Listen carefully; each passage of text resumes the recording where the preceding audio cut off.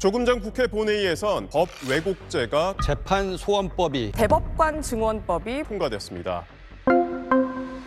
이른바 사법개혁 3법이 모두 국회 문턱을 넘었습니다. 1987년 개헌 이후 39년 만에 가장 대대적인 변화라는데요.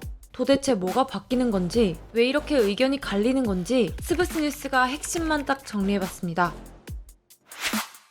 사실 이 논의들 어제 오늘 얘기는 아니었는데요. 법조계에서 오랫동안 논의됐다는데 왜 갑자기 속도가 붙었을까요? 전문가들은 작년 5월을 결정적인 시점으로 꼽습니다. 공직선거법 위반, 피고인 이재명, 원심 판결을 파기하고 사건을 서울 고등법원에 완송한다. 대법원이 당시 이재명 대통령 후보의 사건을 유죄 취지로 돌려보내며 정치권 논쟁에 불이 붙었고, 이후 민주당이 사법개혁을 본격 추진하며 대통령의 사법 리스크를 해소하기 위한 것이 아니냐는 비판도 제기됐죠. 사법 파괴 3법은 결과적으로 이재명 대통령 구하기, 이재명 대통령 무죄 만들기, 그 이상도 이하도 아니라고 생각을 합니다. 이런 설왕설래를 거쳐 통과된 사법개혁 3법, 어떤 내용인지 하나씩 살펴보자면, 제일 먼저 통과된 법 왜곡죄, 취지는 단순합니다. 판사나 검사가 고의로 법을 잘못 적용해 재판하거나 수사하는 경우 처벌하겠다는 건데요. 그동안 판결이 잘못됐다고 해도 상급심에서 뒤집는 것 외엔 형사적 책임을 묻기는 어려웠죠. 고의로 봐준 거라면 그 검사는 이 법에 의해서 처벌받을 것입니다.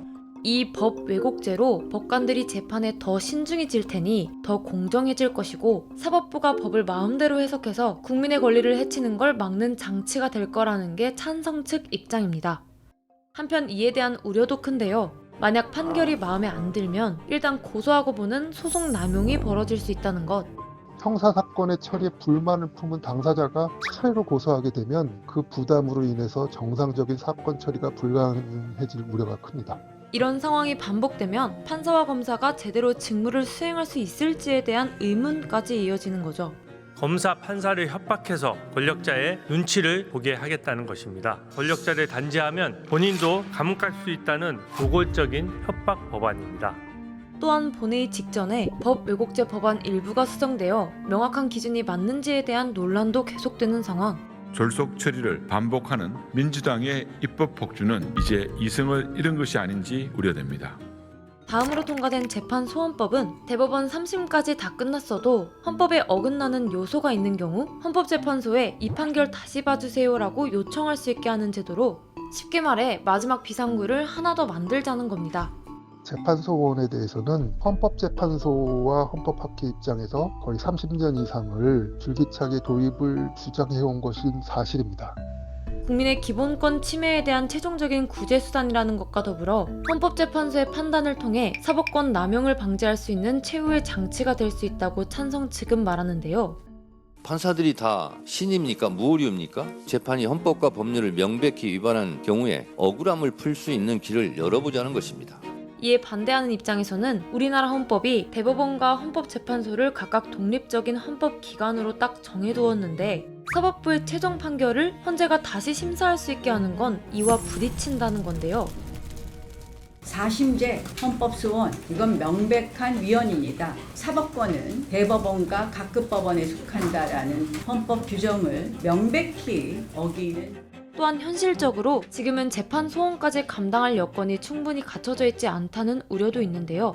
헌법재판소가 이미 약 3천 건 정도의 사건을 지금도 처리하고 있는데, 바로 이 재판소원이 도입하게 되면 대법원이 매년 처리하는 약 4만 건 정도라고 보이는데요. 그 정도의 사건이 재판소원으로 넘어올 가능성이 열리게 돼서 물리적으로 보면 사실상 처리가 불가능한 상황이 될 수 있습니다. 마지막으로 대법관 증언법은 현재 14명인 대법관을 26명까지 늘린다는 건데요. 이 법이 추진된 이유는 단순합니다. 현재 대법원까지 올라오는 사건이 너무 많고 재판 역시 너무 늦게 진행되면서 대법관 임기 6년을 채우면서 모두 입원한다라는 말이 나올 정도로 대법관의 업무 과중이 크다는 겁니다. 그러니 찬성 측은 대법관이 늘어나면 업무를 나눠 갖게 되고, 그러면 사건을 더 상세히 들여다볼 수 있고, 이는 국민의 재판받을 권리 보장으로 이어진다는 거죠. 반면 반대 측은 이에 대한 후폭풍을 걱정합니다. 대법관은 대통령이 임명하는데요.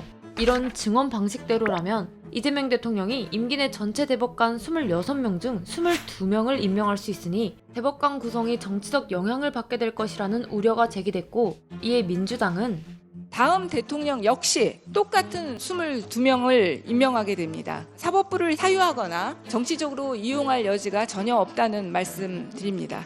라고 말했죠. 또한 전문가들은 구조적인 문제점도 짚었는데요. 대법관이 늘어나면 보좌 인력과 연구관도 대폭 늘어나야 하고, 그 인력은 결국 하급심 법원에서 빠져나오니 하급심이 약화될 우려로 이어지는 건데요. 많은 선진국의 대법원은 상고 허가제와 같은 제도를 통해서 대법원이 소수의 사건을 집중해서 처리하면서 법령 해석을 통일하고 정책적인 방향을 제시하는 기능을 충실히 하도록 제도를 운영하고 있습니다. 그동안 대법원이 줄기차게 추진한 것도 사실 이런 방향이었습니다. 현재 사법부는 대법관 증언법에 대해 계속해서 우려를 표하고 있는데요.